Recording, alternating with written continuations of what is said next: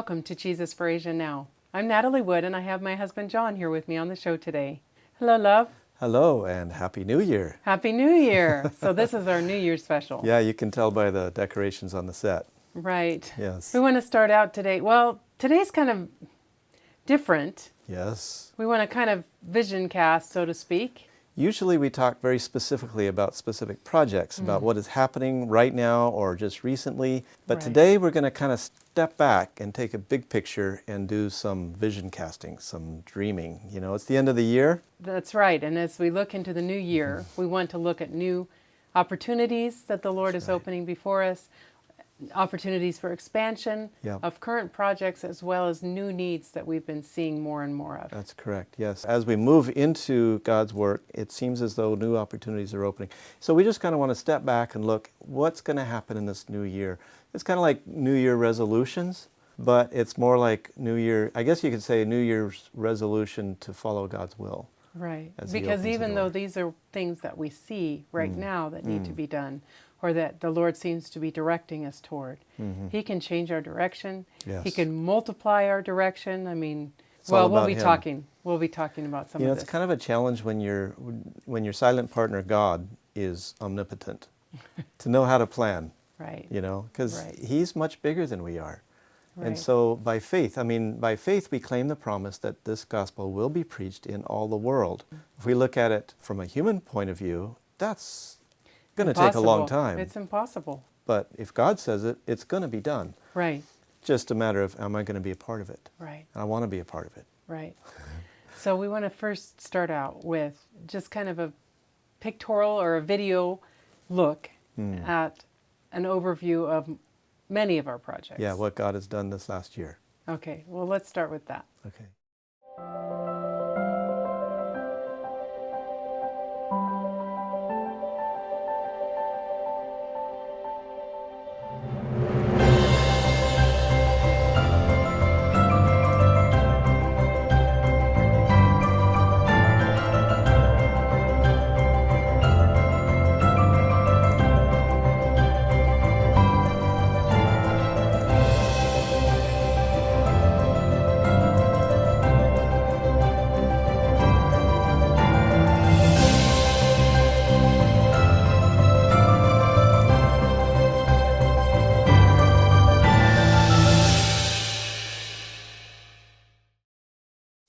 Pretty cool, huh? Yeah, that's really always inspiring to see the different pictures from different projects all mixed in together and kind of an overview of Jesus for Asia. Yeah, the next thing we have is kind of an overview also, but it has more space for all of our projects.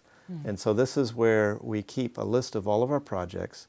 We just go to jesusforasia.org, and then we click on, in the upper right corner, it says list of projects. And then we can scroll through and see all of the projects that we have. And you know, we always say we have over 40 projects. I counted today, and we have over 50.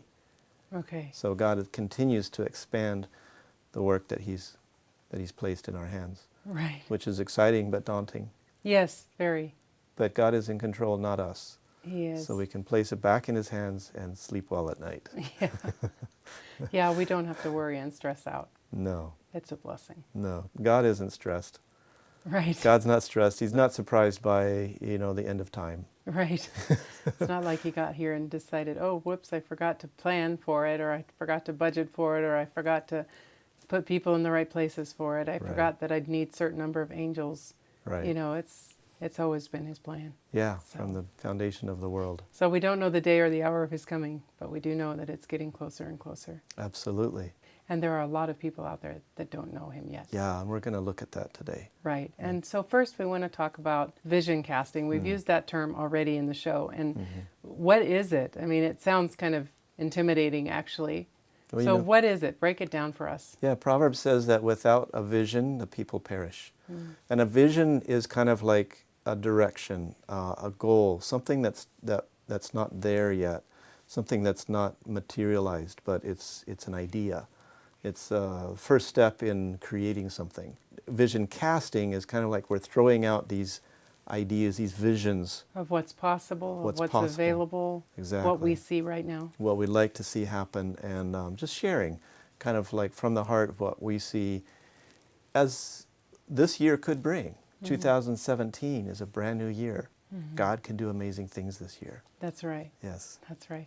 Well, let's start out first with the unreached people, because that's Yes. part of our vision for Jesus for Asia from the very beginning. Yes. Well, an Unreached People group is a group of people that are separated from other groups of people either by linguistic barrier or geographical barrier or political barrier. So like you may have one group of people that speak the same language, but they're in different countries and they can't go back and forth easily. So if you plant the gospel in one people group, it doesn't easily jump over to the other. Right. So in the world today, there's about 16,000 people groups. And there's about 41%, about 6,000 of those people groups don't have access to the gospel At all. in their language. Some of them are completely unreached. There's no Christian, there's no resources, there's nothing, no missionary. Some of them have like 1 to 2%.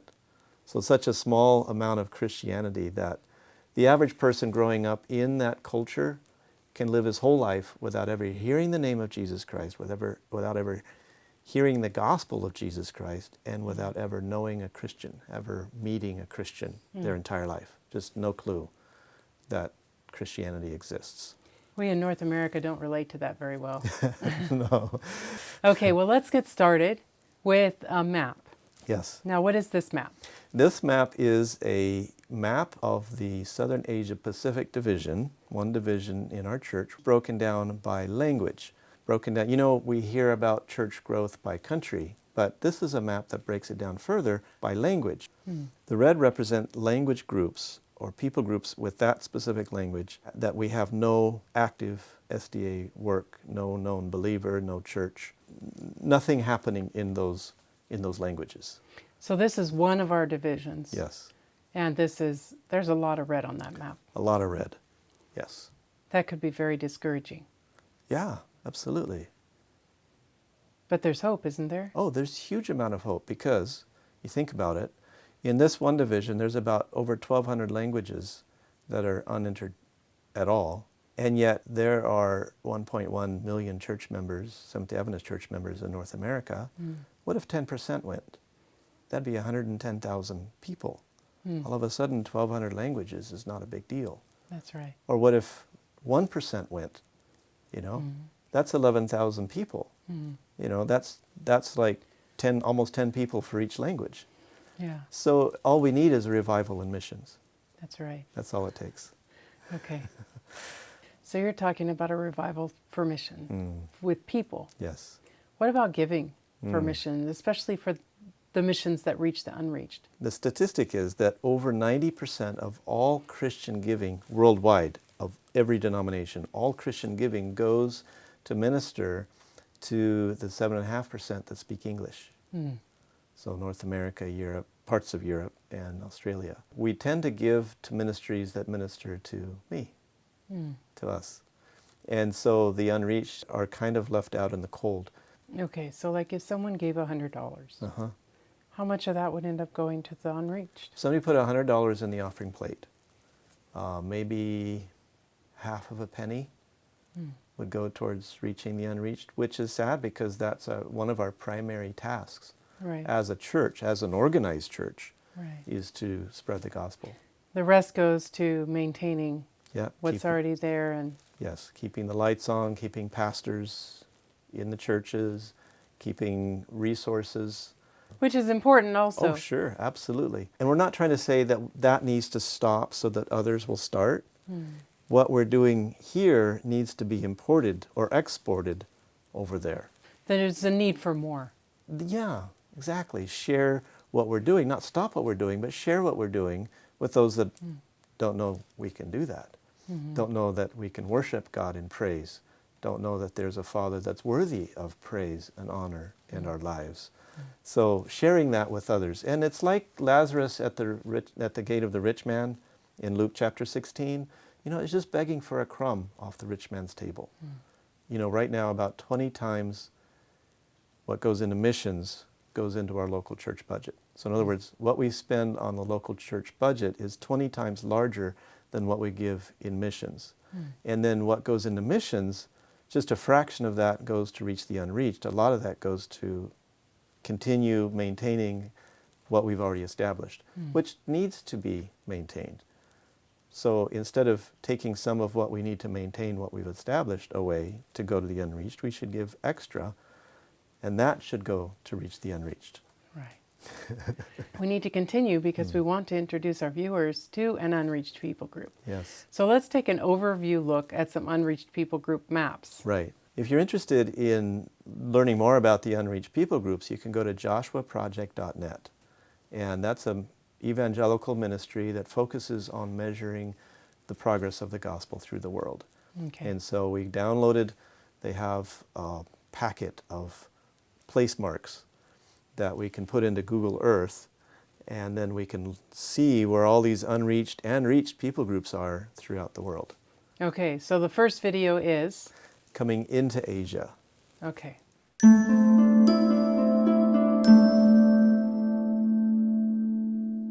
Wow. So each of those dots represents a people group. Yes. But not necessarily reflecting the area of that people group or the size of that people group. It's just a dot in where they're most likely concentrated. Kind of the center of that their people location. group. Yeah, so that people group may cover all of India, for instance, but just have one dot.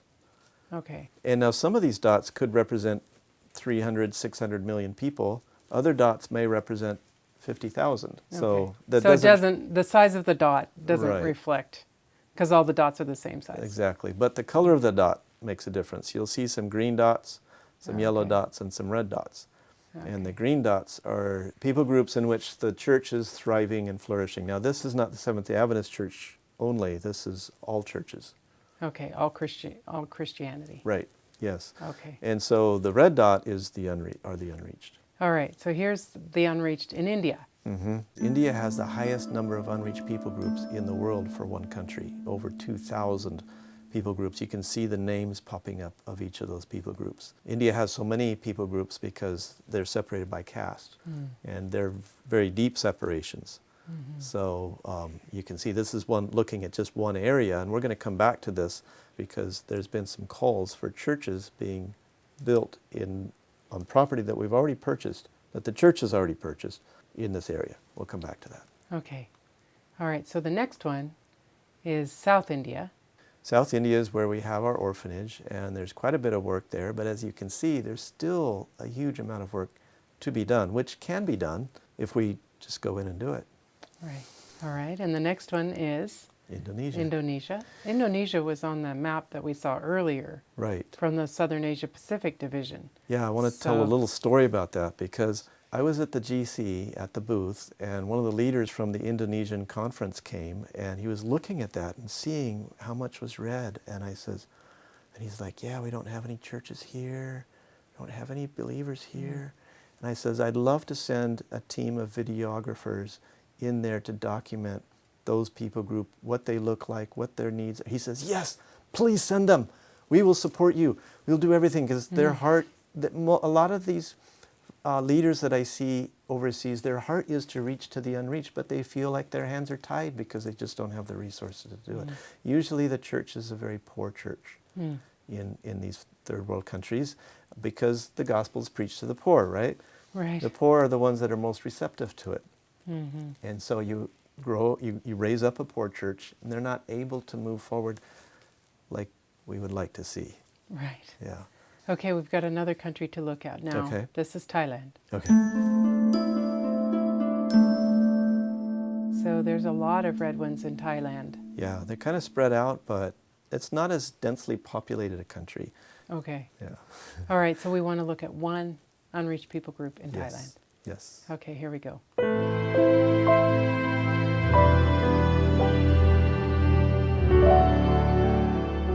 This is the Lao Krong people group, and it's in the center of Thailand. Okay. It's a people that were brought over from Laos, 100 or more years ago. And as you can see with this graphic that focuses in on this people group, there's no work there of any kind. There's no one that's Christian there. 0% Christian. Yeah, no resources, no Bible, no nothing. It's not a huge group, it's only 57,000. But what if my family was in that people group? Would I think it would be worth it to go take the gospel to them? Yeah. Yeah. So we've seen the Unreached People groups, kind of an overview. Cut the vision a little bit, maybe. Yeah, seen maybe what's needed. What is one of the most effective ways to reach the unreached peoples? Well, there's lots of different ways that it can be done, but what we have found is the most effective is partnering with our local Bible workers. Okay. Opening up the opportunity for them to move in there and day by day live among the people.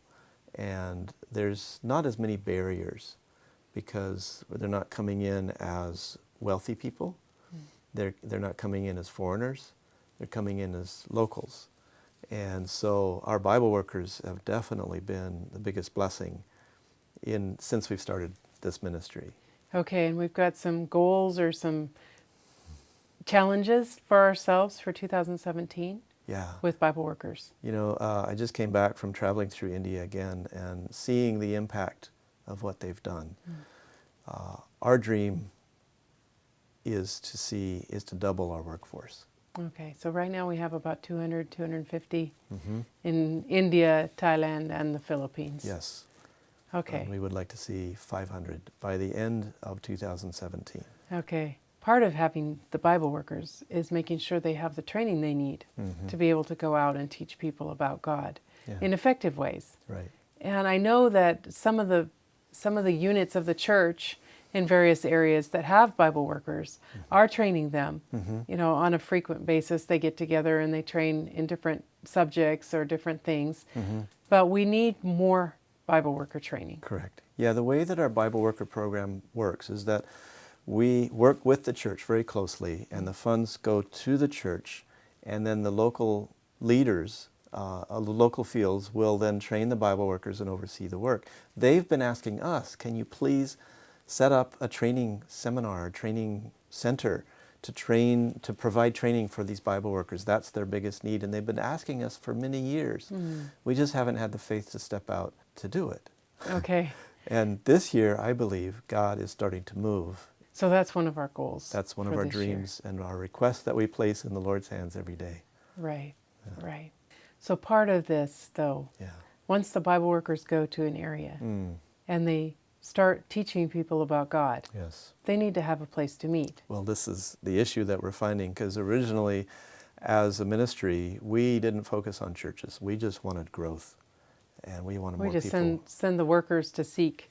Exactly. For the lost. And we've been doing that for the last 11 years, but we're finding this year especially is that we sense God leading to help build churches, because we have congregations that have been raised up and they don't have a place to worship. And we're going to look at some of those things. For instance, in Udamalpet, this is a church that we hold very dear to our hearts because we as a family went there when my daughter was 4 and my son was 6. And we did evangelism with 5 other teams in the surrounding small villages of a major city called Udamalpet. Can you say that 6 times in a row? Yeah, it took a while. Yeah. The leadership in the area said, we have all these country churches, village churches. We don't have a city church in the main city. So he says, okay, let's do this. And so we raised up, 40 people were baptized. And now there's about the same number of people worshiping every single Sabbath, but they only have a house to worship in. That was 9 years ago that we did this evangelism. And for 9 years they've been meeting in rented halls, rented facilities. The members and the leadership just recently got together and purchased some property, but they still don't have a church. This next slide is a church in Assam. And I kind of get choked up when I talk about Assam because it is such a mission field. There are 32 million people in the state of Assam, which is in the northeast of India. We have 4 pastors, 4 Seventh-day Adventist pastors for 32 million people. And we're going to talk more about this in the future, so I don't want to spend too much time. But they requested, can you please give us 2 churches? We have property purchased in 2 different places. We need to build churches. All right, and let's move on to the next area. Yeah, Uttar Pradesh, this is the one that I was telling about. I don't have any pictures of the properties, but I just got an email just last week requesting from the pastor that had planted these churches in these different communities, 4 different communities. He's requesting. They purchased property, And this was like 2000 to 2004. So like a long over time ago. 10 years ago, they purchased the property, but they haven't been able to use the property. Oh. So in that society, if you don't use the property, the government will come and say, you're not using it, you have to give it up. And so there's getting some encroachments from the local community starting to take over that property. And so he's begging, please, he's no longer a pastor in that area, but he's begging, please, can you help us, put up a wall, build a church, so we can, because the people are still there. There's still believers there. There's still a community of believers. There's just no place to worship, no church. Wow. So that's a desperate need. Yeah, that, it's one thing if you don't have believers and you're starting out brand new, but if it's another thing if you have believers and they've got no church and More they're than not 10 able. years. Yeah, a lot of these people are, earning maybe $1 or $2 or $3 a day. Yeah. How can they afford a church? Yeah. Wow. Well, that's heavy. There's a lot of need out there. It's a huge amount of need. But, if we all get together, do our part, right, the Lord will take that and multiply it and make a big impact. Right. And that's the beautiful thing about working with God on His projects. That's correct. Because He has this multiplication thing that only He can do. That's right. Okay, well, we want to talk not just about new buildings, but we want to talk also about the need for expansion of current buildings or purchasing buildings that are currently being rented, those kinds of things. Yes. So let's skip over to Mumbai. Yes. Mumbai scarred me for life. I visited there just recently, and oh my word, what need. And I just want to go through really quick because we're going to spend a full show on Mumbai. Okay. But we're going to show some of the churches that we have. This is a church. It's the one with the red and the green. That's the church. And this is inside the church. You can see it's a thriving community. The story with this church. Very crowded. Yeah, and very lively and very sincere. Oh my, I love worshiping there. If I had a choice, every Sabbath morning I'd go worship there. This church was established and is still owned by a former non-Adventist congregation. One of our Bible workers' parents was living right next door to this church. And the pastor started studying with them and started learning about the new truths, and he became an Adventist, and he presented it to his church congregation, and they all became Adventists. Wow. And so then they felt called to plant a church in another area, so they left our Bible worker in charge of this group, of this church. We could then purchase this church from them for just a couple $1,000s. And we need to also then build a Bible worker accommodations on top, on the second floor of this church. And then the parents that originally started Bible studies with this previous pastor, their building collapsed. Oh. And so we need to help rebuild that for them. Okay. And so this is one of those places that would be very inexpensive, and it would really make a big difference. Okay. And the next place is the Thani slum. Yes. Now this is not a church. This is a slum area just looking down the street. There's no church there. No. We've had JFA Bible workers in that slum for quite a number of years, and they've done a wonderful job. I've got over 100 converts. Wow. But there's no regular place for them to meet. And so sometimes the Bible workers will pool their own income, their own meager income, and rent a place for a little while, but they can't sustain it. And so what we're praying for right now is to buy a place for our church members in that slum. Yeah. Okay, well that is a good challenge too. Yeah, it's a big need. Those churches that we've just seen in Mumbai are not in central Mumbai. No. What's the situation? Is there a church in central Mumbai? There's one church in downtown Mumbai. It was built back in the 40s by the original missionaries, and it's an English church. It's at the section office. Yes. So we visited there. But that's an English church. That's an English church. And what's the majority language in Mumbai? Marathi. Marathi. So there's no Marathi church anywhere in Mumbai? Not downtown. Where's the nearest one? The closest church to that church is 45-minute train ride away. So how many people live in Mumbai? Well, there's the Mumbai metropolis, which includes the surrounding areas and suburbs, and there's about 20 million people, about the size of New York. And then downtown Mumbai itself is 12 million people. Okay. So 12 million people. One church in English. Yes. Okay. So the Lord gave you a vision. Yes. Or a idea or a faith challenge. Yes, the Lord cast a vision, did some vision casting. Last day I was there, we were in the big church, and it's built in the 40s, so it looks kind of old, but we were there and we were taking pictures outside, and I just had this sense, wow, no other church in downtown Mumbai for 12 million people. Lord, we need another church like this. And I was in their languages. Yeah, that would be good. And as I was talking to the Lord about this, he was like, $2 million. And so I was like, wow, I can't go that big, but what about one? And so I asked the president, if you had $1 million, could you build another church like this in Mumbai? And there's lots of places in the world where we've spent more than $1 million for one church, right? So that's not a big deal, right? Well, and it's an expensive city. You never know. You don't know how much things cost there. It's a cosmopolitan city, very expensive. Right. On a par, it's a world-class city. Okay. And so I asked him, could you build a church like this for $1 million?